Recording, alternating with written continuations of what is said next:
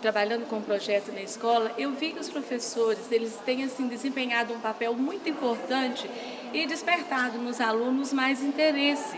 O aluno ele trabalhando com o projeto, eu vejo que a participação dele é maior. E a minha escola tem desenvolvido assim, vários projetos onde assim, a mudança de comportamento e de aprendizagem teve sim, um sucesso surpreendente.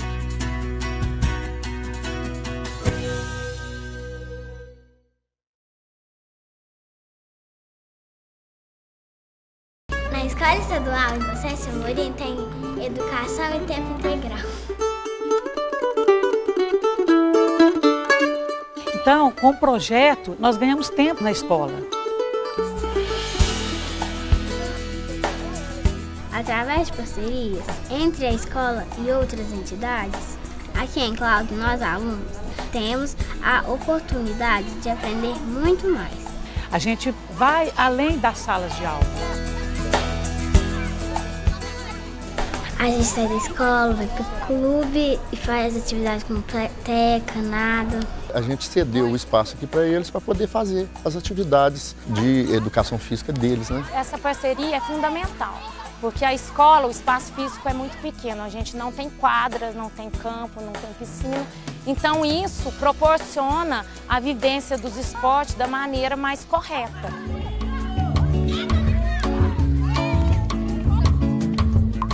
Temos parceria também com o CVT, que é o Centro Vocacional Tecnológico, onde eles têm aulas de informática e também o projeto de horta. E tudo que eles plantam vem para a mesa da escola. E é muito gratificante eles verem que a salada que eles estão comendo foram eles que plantaram e que cuidaram. Essa parceria é muito interessante para os alunos, porque eles também têm a possibilidade de desenvolver outras ações. Temos também aulas de reforço no momento do tempo integral. A gente recebe muitos alunos com muita dificuldade de aprendizagem, de vários tipos, né, de escola, de outros lugares, de zona rural. Então, de início, a gente teve assim, uma preocupação muito grande com a recuperação desses meninos. Quando os meninos começam assim, a juntar as letras e as sílabas, eu costumo até chorar. Só quem é professor mesmo é que sabe o que é, né, esse momento da alfabetização. As atividades são diversificadas e é por isso que eles gostam tanto da escola. E se eles gostam, eles têm prazer, claro que eles vão aprender melhor, né?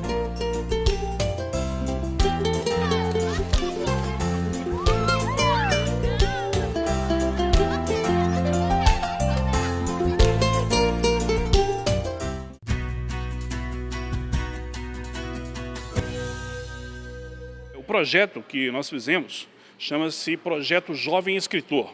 No Projeto Jovem Escritor, o aluno lê o livro de minha autoria, que na época, em 2009, eu escrevi esse livro com o intuito de tocar o aluno de uma maneira diferente, para ele buscar a biologia, dar um incentivo para ele ver a biologia de uma maneira diferente. Então eu fiz esse livro, um livro envolvente, que o aluno se envolve na história, e chega no final do livro, o que ele tem que fazer? Ele tem que terminar, fazer o final do livro, o desfecho.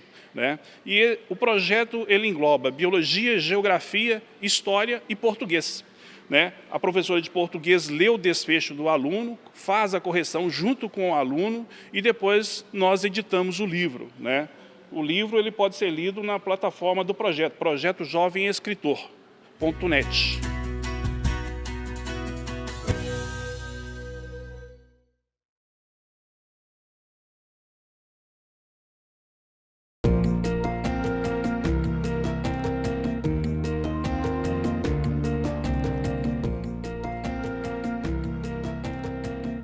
Estamos de volta com o Roda de Conversa e hoje aqui no estúdio o debate é sobre arquitetura e educação. Professor Luciano, lhe interrompi. Não, nós vimos no bloco anterior a experiência lá de Esmeralda. Acho que e me chamou a atenção a relação que a diretora faz entre a mudança da arquitetura Quer dizer, mudança do espaço e apropriação o IDEB. do espaço que eles fizeram, né? E apropriação, a ocupação mais intensiva, variada, né? Ela pôs o muro, você viu, né? Ela chamou a atenção para isso e relacionou com o IDEB, quer dizer, eu acho que com a preocupação com o IDEB, eu acho que muitas vezes o IDEB é um dos grandes constrangimentos que a gente tem para pensar uma escola que seja diferente. Não só o IDEB, as avaliações, indicadores, porque muitas vezes ele centra em português e matemática, em linguagem e matemática ou uma outra coisa, e acaba... todo mundo se volta para isso e esquece essa outra dimensão. Acho que é legal que ela lembrou, e eu acho que tem algumas dimensões da escola que resultam, ao fim e ao cabo, em melhoria do rendimento dos alunos, mas que são questões tipo, a escola acolhe, né? A escola nos acolhe, a escola acolhe as pessoas, ela é bonita, a gente estava brincando, ela é colorida, gostosa, né? Porque nós passamos como professores e como alunos durante 20 anos na escola, 30 anos na escola, 35, 40. Todos os dias. Todos os dias. Então, isso não é pouco, por exemplo, para nos dar uma dimensão forte de estética. Quer dizer, a nossa percepção estética, a nossa percepção do mundo tem muito a ver com como a gente entra na escola, percebe a escola. E isso tem a ver com o bem-estar nosso no mundo. Quer dizer, ter um IDEB melhor passa também para que a gente tenha conforto na escola. Nós temos que nos sentir bem. E uma escola bonita, agradável, que se abre para o mundo, que permita a gente ver as coisas e não se fecha em si, se fecha na português, matemática, nos caixotinhos, etc., é uma escola de qualidade. Ou seja, se hoje a gente já consegue colocar todas as crianças na escola, um dos grandes problemas é que essa permanência seja uma permanência de qualidade. Estar na escola durante anos e não passa apenas pelo aprendizado das disciplinas, vamos dizer assim, português, matemática, história, etc., mas passa também por esse aprendizado do mundo, por bem querer o mundo, bem querendo a escola, estar na escola, porque senão também podemos ter um IDEB altíssimo, mas não necessariamente nós teremos pessoas melhores, e não é isso que eu acho que a gente quer.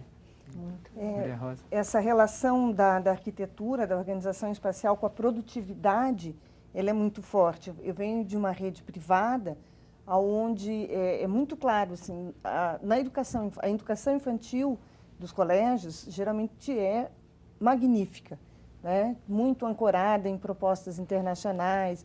A Reggio Emília, lá da Itália, serve muito de referência teórica, né? Então, o espaço da educação infantil é muito bonito, muito colorido, como essa escola está, né? Cheia de flores, as paredes pintadas de verde, de laranjado, muito atrativo. À medida em que você vai avançando na escolaridade, do Fundamental 2 agora e é do sério, médio, não pode mais agora colorir, é sério. né? Acabou a brincadeira. Acabou a brincadeira, agora o negócio é sério. Agora você tem um vestibular pela frente, então bota agora você tem o Enem, né? 40, 50 em uma sala, que não tem nada para fazer, além de uma janela para distrair. De preferência, sem nada que distraia. Então, isso também é uma distorção. Uma vez nós fomos, uma arquiteta convidou o pessoal do pedagógico para discutir uma escola nova. E a gente queria colocar uma cozinha no ensino médio, porque na educação infantil estava projetada uma mini cozinha para os alunos trabalharem, culinária e tal. E nós falamos assim, e a cozinha para o fundamental e para o médio? Aí a arquiteta disse assim, mas para que vocês querem isso? Aluno do fundamental e no médio não vai aprender a cozinhar. Eu falei, vai, a gente tem... Nossa, meus colegas.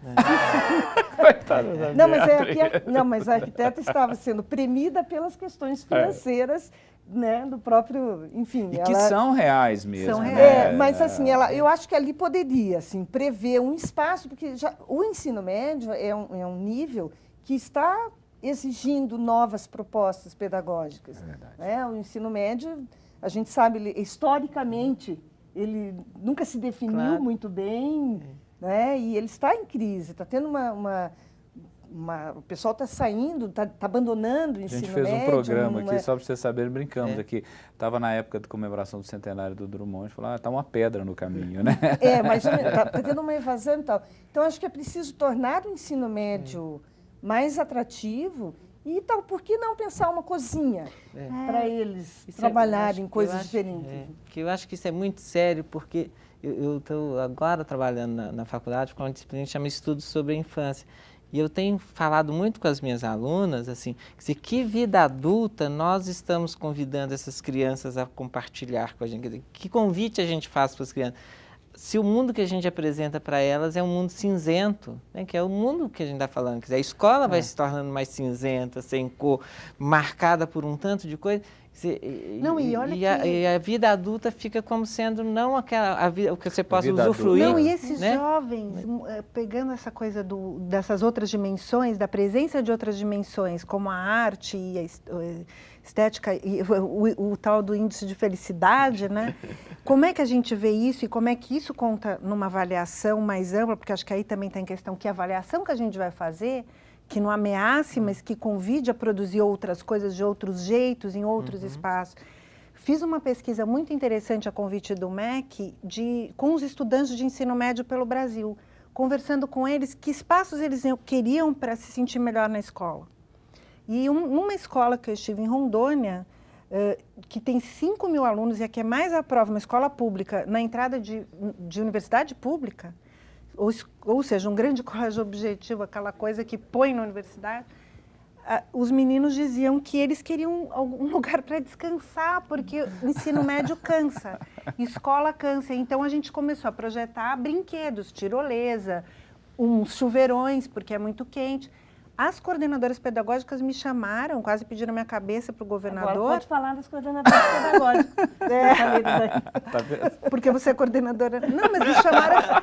Você está maluca? Vocês fazem isso lá em São Paulo? Vocês fazem isso lá em São Paulo? O menino tem que entrar no vestibular aqui. Claro. Eu falei, não, vai ter balança para você também. Como? Eu falei, sim, os professores vão poder balançar nessa escola. Balançar? Então, ou seja, a dimensão do corpo feliz é proibitiva. É impossível pensar numa escola que o estudante... O que ela queria me dizer? Ela disse, a gente quer data show e mais salas. Se os alunos agora vão poder tocar violão e tomar banho, eles estão perdendo aula. Eles não vão passar no vestibular. Ou seja, a concepção de que quem aprende olhando para alguém dizendo o que é esse conteúdo e não alguém que está descobrindo numa atividade prazerosa, alguma outra coisa, né? Ainda a gente não consegue... Eu queria trazer um outro tema para essa roda, mas na verdade não sou eu quem vai trazer, que é a questão da acessibilidade, né? Nós temos um depoimento aqui, do professor Marcelo Pinto Guimarães, ele é doutor em arquitetura universal. Ele fala um pouco sobre o tema de acessibilidade nas escolas. Aí a gente traz esse tema para a roda. A tentativa de recuperar o que não foi feito no passado leva a uma visão míope, uma visão muito restrita do que seria o benefício da acessibilidade. Por isso, a acessibilidade é sempre colocada de uma maneira especializada. E as pessoas que têm benefício a essa acessibilidade são pessoas, entre aspas, identificadas como pessoas com deficiência ou com mobilidade reduzida. Ora, se compreendemos que a acessibilidade atinge a todas as pessoas num processo de qualidade de vida, a acessibilidade deve ser entendida como uma acessibilidade universal. Então, você pode imaginar a participação de pais, avós, no próprio desenvolvimento da criança que está na escola. E se a escola não for devidamente acessível para todos, então ela perde esse vínculo de acesso à comunidade, ou de participação da comunidade dentro da vida dos estudantes. Bom, nós estamos caminhando para o nosso final de programa, como o tempo é curto, então eu já queria que vocês já pensassem um pouco uma certa conclusão. Vamos começar, quem que se candidata aí para tentar fechar um pouquinho essa questão hoje de arquitetura, aprendizado, esses desafios? Luciano. Eu acho que é muito interessante esse depoimento dele. Eu lembro quando a gente trabalhando com a educação infantil, quando que era uma sacada muito grande para as crianças, para as educadoras, por exemplo, você colocar o apagador de luz na altura da criança, né? Quer dizer, você ter carteira da altura da criança, colocar a biblioteca na altura da criança, é muito recente. Nós estamos falando de 10, 15 anos, nós estamos falando do século XIX, nós estamos falando do finalzinho do século XX. E, portanto, essa dimensão é a dimensão fundamental do currículo da escola. Assim, a gente está falando, a arquitetura educa, educar não necessariamente é uma boa educação, mas para fazer uma educação é fundamental que incorpore a reflexão e o rearranjo do espaço num projeto de escola de qualidade, boa escola, e a questão do acesso é fundamental. Nós estamos falando de acesso, por exemplo, ele chamou atenção para os avós que levam, mas tem a questão dos bebês. Quer dizer, nós estamos pensando em escola que tem bebês que entram na escola, que estão lá, e é fundamental que você crie para as crianças pequenas, 3 meses, 4 meses, 5 meses, etc. Essa dimensão é uma dimensão importante. Que espaço nós oferecemos? Como a gente pensa esses espaços, como a gente oferece? Nós estamos falando da arquitetura que é cinzenta para os meninos, né, para as meninas que vão crescendo. Como pensar essas dimensões? Eu estou brincando, o próprio acesso à escola. Quer dizer, é uma dimensão de uma escola que hoje a gente tem de qualidade, né? Acesso mesmo, entrar na escola, etc. Mas você pode entrar na escola de vários modos, né? Você pode ir para a escola de várias maneiras, etc. Eu não estou falando literalmente, mas você pode entrar na escola esperando, tendo expectativas boas ou ruins da escola. Isso tem a ver com o modo como a gente organiza o espaço, que a gente oferece esse espaço. Eu acho que nós temos, como professores, que ter cada vez mais criatividade, sem esquecer, claro, dos constrangimentos. Nós vivemos, como professores, como alunos, muitos constrangimentos, que não são só constrangimentos que se resolvem no âmbito da escola também. Eu acho que os professores que estão assistindo essa roda de conversa devem ter assistido várias outras em que as pessoas veem, que legal, que é bom fazer isso, mas nem sempre é possível. É preciso considerar que isso exige também dos professores um grande investimento. Mas é uma dimensão que eu acho que torna a prática escolar, a experiência escolar mais prazerosa para todo mundo. E essa dimensão do espaço é inalienável de uma escola de qualidade, uma boa escola, né? Bom, o que ele me provoca é a ideia da educação como um direito a todos. Então, as pessoas com deficiência, se organizando politicamente nos últimos anos, têm pautado a educação, dizendo que é um direito de todos. A educação sempre trabalhou com um modelo de aluno, né? Aquela brincadeira, a gente só trabalhava com as cabeças dos alunos, como se não trabalhássemos com o corpo inteiro. Então, a escola não foi pensada para as pessoas com deficiências, para os cegos. Hoje, a gente tem uma luta de colocar, por exemplo, professores de Libras nas escolas, né? Isso vai acarretar gastos, mas tem que ter, porque os surdos mudos têm direitos à escola. Então, acho que a provocação que ele me faz, assim, é preciso organizar o espaço da escola para garantir o acesso a todos.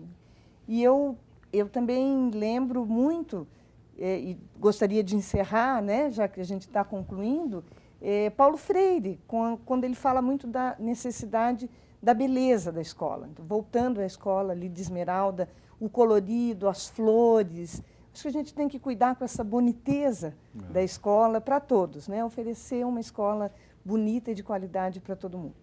Beatriz, rapidinho, estamos chegando no final. Claro, o que eu vejo é que a discussão do espaço escolar, ela tem a ver com uma discussão de forma e organização escolar, né? Das relações, do tempo, obviamente do currículo, das relações de poder, dos conflitos, e isso está explicitado. Então, quando ele diz que é universal, ou seja, que ele cita até os avós, né, que você fala, opa, o avós, ninguém imagina, não, está falando do aluno, né?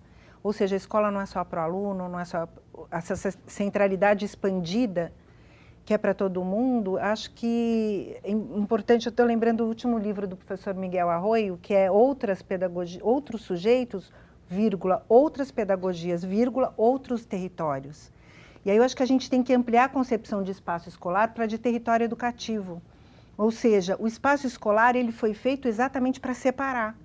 A gente precisa, como você fala de implodir, alguma coisa assim, de ampliar essa concepção. Quer dizer, para ser para todo mundo, eu acho que precisamos conversar sobre para todo mundo quem, cara pálida, ou seja, a roda de conversa dentro da escola.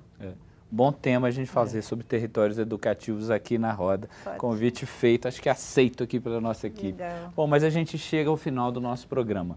Obrigado pela participação de todos vocês. As portas do Roda de Conversa, não temos portas, mas estarão sempre abertas para vocês, né? Lembrando, o Roda de Conversa é veiculado pelo canal Minas Saúde também, aqui pela Rede Minas e pelo canal Minas Saúde. No Minas Saúde, toda segunda-feira em 2 horários, às 11h30 e 17h30, com reprises às quartas-feiras, às 11h30 e também às 18 horas. E quem quiser, eu costumo dizer, quem quiser sempre deve participar do nosso programa, enviando suas dúvidas, sugestões, comentários. O nosso e-mail é rodadeconversa.educação.mg.gov.br. Acertando o nosso e-mail, magistra.rodadeconversa.educacão, sem a cedilha e sem o tio, .mg.gov.br. Então o e-mail trocando aí. E participe também pelo telefone 31 3379 8289, também pelas redes sociais da Secretaria de Estado de Educação. Roda de Conversa fica aqui. Um grande abraço e até o próximo.